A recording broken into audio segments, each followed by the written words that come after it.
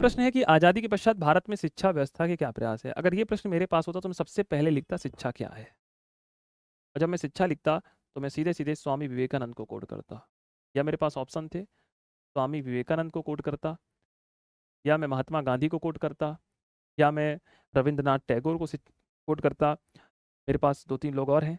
या भारतीय संविधान में सीधा सीधा मैं एक काम भी कर सकता हूँ, भारतीय संविधान का आर्टिकल 21 लिख देता। आर्टिकल 21 के अनुसार जो शिक्षा की परिभाषा है, शिक्षा का अधिकार अधिनियम 2009 के अनुसार क्लॉज 3 में जो शिक्षा की परिभाषा लिखी है वो परिभाषा भी लिख सकता था।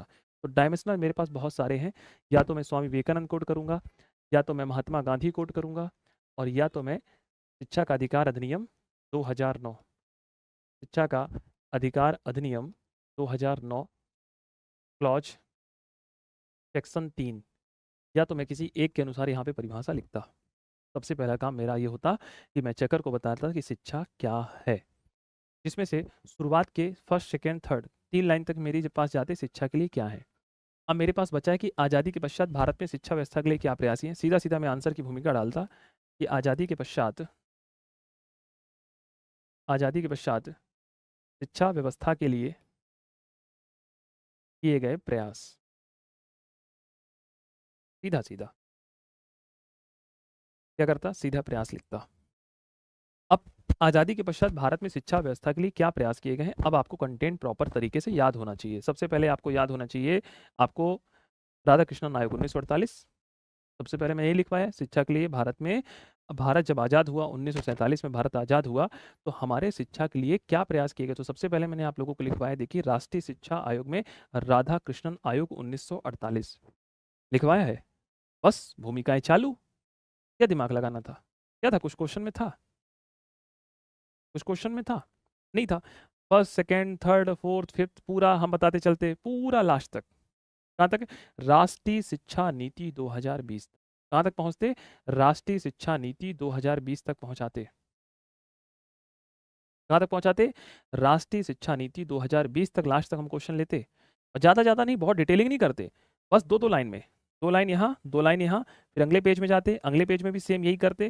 ज़्यादा हमारे पास डिटेलिंग करने का ऑप्शन नहीं है, क्योंकि लेंथी क्वेश्चन है ये, क्या है, बहुत लेंथी क्वेश्चन है, ज़्यादा हमें डिफाइन करना ही नहीं है। हम किसको डिफाइन करेंगे, हम डायमेंशनल आंसर लिखेंगे। जैसे हमने राधा कृष्णन आयोग बता दिया, फिर हमने राष्ट्रीय शिक्षा नीति 2020 बता दी, तो हमारे पास जो भूमिका है वो बिल्कुल शॉर्ट करके हमें लिखना है, थोड़ा थोड़ा लेकर लिखना है, दो लाइन में। जैसे मैंने बोला राधा कृष्णन आयोग, तो राधा कृष्णन आयोग में किस पर बात की गई है, किस शिक्षा पर बात की गई है, समझ पा रहे हो। जब आप आंसर को इस तरीके से, अब आप लोग की क्या भूमिकाएं बनती है, प्रॉब्लम क्या है, राधा कृष्णन यहाँ से डाला यहाँ तक पूरा राधा कृष्णन लिख दिया। अरे भाई नहीं चाहिए आयोग को इतना डिटेल में, तो सर आप क्यों डिटेल में लिखवाए हो। अरे भाई वो पर्सनली भी पूछ सकता है ना राधा कृष्णन आयोग क्या है, तो मैं लिखवाता हूँ एक क्वेश्चन में 15-20 क्वेश्चन बनाने के लिए, कि भाई 2 नंबर में भी बन जाए, 7 नंबर में भी बन जाए, एक पूरा लेंदी क्वेश्चन भी बन जाए। समझ पा रहे हैं। आपको क्या करना है, आपको गागर से एक सागर निकालना है, सागर से गागर निकालना है, सॉरी। जैसे हमारे किचन में बहुत सारा खाना बन जाता है, तो ऐसा तो नहीं कि पिताजी को थाली लगा के जाते तो पूरा एक साथ पूरा कुकर चावल डाल दिया, पिताजी पूरा चावल है, खाना पड़ेगा, बना है क्योंकि, ऐसा तो नहीं है। क्या ऐसा ही करते हो, ऐसा तो नहीं करते होगे ना, थाली सजाते होगे, थोड़ा सा सब्जी, थोड़ा सा दाल, थोड़ा सा चावल, पापड़, अचार, प्याज, सबका एक महत्व है ना खाने में, वैसे ही आंसर में सबका महत्व होता है। प्रॉब्लम क्या है, जो आ रहा है उसको इतना लिख दिया, जो आ ही नहीं रहा उसको छोड़ दिया, कैसे बनेगा।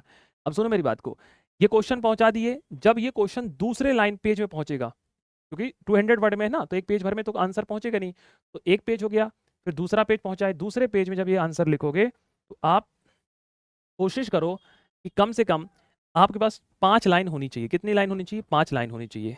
कितनी लाइन, 5 लाइन यहाँ पे कम से कम होनी चाहिए। इसके लिए सुझाव देने के लिए एक अधिकारी बन रहे हो रे भाई, चपरासी नहीं बन रहे हो। अधिकारी हमेशा सुझाव देता है, फिर अपने सकारात्मक सुझाव दीजिए। क्या दीजिए, अपने सकारात्मक सुझाव दीजिए कि वर्तमान भारत में शिक्षा व्यवस्था के लिए जो वर्तमान में राष्ट्रीय शिक्षा नीति 2020 है, यह सरकार के द्वारा किया गया बेहद एवं सकारात्मक प्रयास है, जहाँ पर हमें अपनी वर्तमान शिक्षा व्यवस्था को डिजिटल क्या करते हुए, डिजिटल शिक्षा के साथ जोड़ते हुए ऐसी शिक्षा व्यवस्था को निर्मित करना चाहिए जो बालक के बौद्धिक एवं शारीरिक और आध्यात्मिक विकास पर केंद्रित हो, ना कि उसके नंबर एवं रटन विद्या पर आधारित हो, कि उसके रटने के विषय वस्तु पर आधारित हो।